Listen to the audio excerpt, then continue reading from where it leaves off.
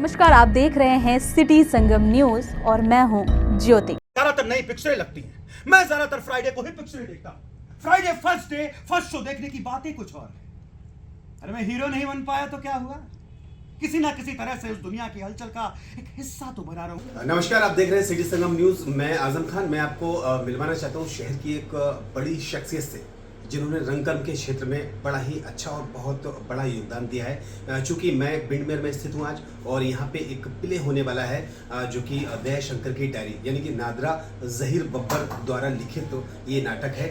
और मेरे सामने बैठे हुए मेरे अजीज, मेरे दोस्त अजय चौहान, जो कि सोलो परफॉर्मेंस करने वाले हैं। तो अजय चौहान जी, आपका स्वागत है। ये बताइए कि जो आज प्ले आप करने वाले हैं दया शंकर की डायरी, तो इसके बारे में थोड़ी सी आप हमारे जो व्यूअर्स हैं इसके बारे में थोड़ा सा जानकारी दीजिएगा। दया शंकर की डायरी, जैसा कि आपने कहा कि वो नादरा जहीर बब्बर जी द्वारा लिखा हुआ नाटक है। और ये नाटक जो है डॉक्टर साहब ने मुझे दिया था और मैंने इसको पढ़ा 100-200 बार पढ़ा। ओके, 100-200 बार पढ़ा इसको। और इसको पढ़ के मुझे ये एहसास हुआ कि, क्योंकि अभी भी देखिए गूज़बम्प आ रहे हैं मेरे, क्योंकि नाटक में कहीं आप कहीं खो जाते हो।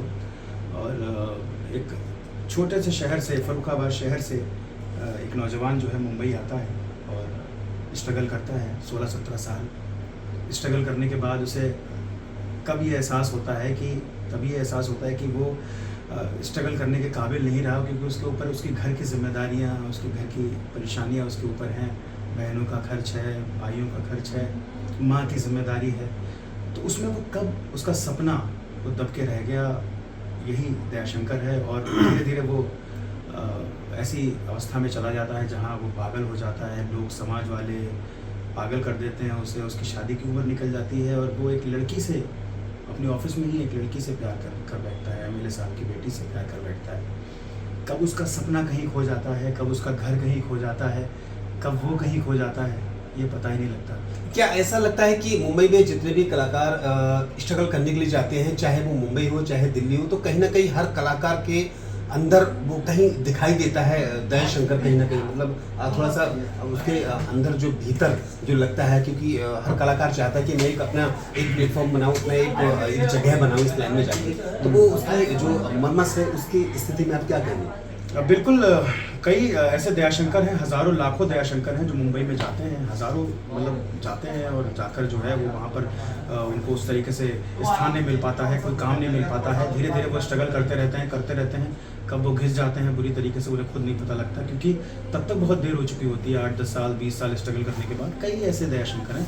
और आप स्क्रिप्ट पढ़ेंगे तो स्क्रिप्ट के पहले पेज पर ही जो प्रस्तावना है उसमें बताया है नादा जी ने कि ये उन लाखों और हज़ारों नौजवानों की कहानी है जो हर रोज़ मुंबई में हीरो बनने का सपना लेकर जाते हैं और वहाँ पर जो है वो स्ट्रगल करते हैं। क्या चौहान साहब क्या कहना चाहेंगे, मतलब कितनी कठिन जो अभ्यास है आजकल के जो लोग सीख रहे हैं या कर रहे हैं, इस चीज़ के लिए क्या संदेश देना चाहेंगे सामने वाले हमारे व्यूअर्स हैं उन लोगों के लिए? संदेश यही देना चाहूँगा कि मुंबई जाएं तो तैयारी के साथ जाएं। ऐसा नहीं है कि बॉम्बे में काम नहीं मिलता आपको। जाएं, तैयारी के साथ जाएं, पढ़ लिख के जाएं और अभिनय को पूरी तरीके से समझ के जाएं। किताबें पढ़ें, लिटरेचर पढ़ें, मतलब आपकी तैयारी होनी चाहिए एज ए अभिनेता वहाँ जाने की। एज एन एक्टर आपकी तैयारी होनी चाहिए वहाँ उस फील्ड को, उस लाइन को समझने की। कोशिश करिए कि अब घर के आगे तो कुछ नहीं होता और घर की जिम्मेदारियाँ भी ज़रूरी हैं, वो सारी चीज़ें ज़रूरी हैं। सब कुछ बैलेंस बना के चलना होता है। हमारे सामने बहुत जीता जागता उदाहरण है पंकज त्रिपाठी या नवाजुद्दीन सिद्दीकी या मनोज बाजपेयी जैसे उदाहरण हैं, नसरुद्दीन शाह जैसे उदाहरण हैं। ये मतलब हमारे दिग्गज हैं ये अभिनय के, मतलब इनको मतलब तो ये मतलब ये लोग भी कहीं ना कहीं लोगों ने बैलेंस बनाया अपनी फैमिली में और आज वो फैमिली भी चला रहे हैं और काम। क्या बिंडमेर में आगे क्या मतलब प्लान्स हैं? आगे कौन सा प्ले कर रहे हैं? कोई बाहर से कोई डायरेक्टर आ रहा है, ऐसा कुछ है?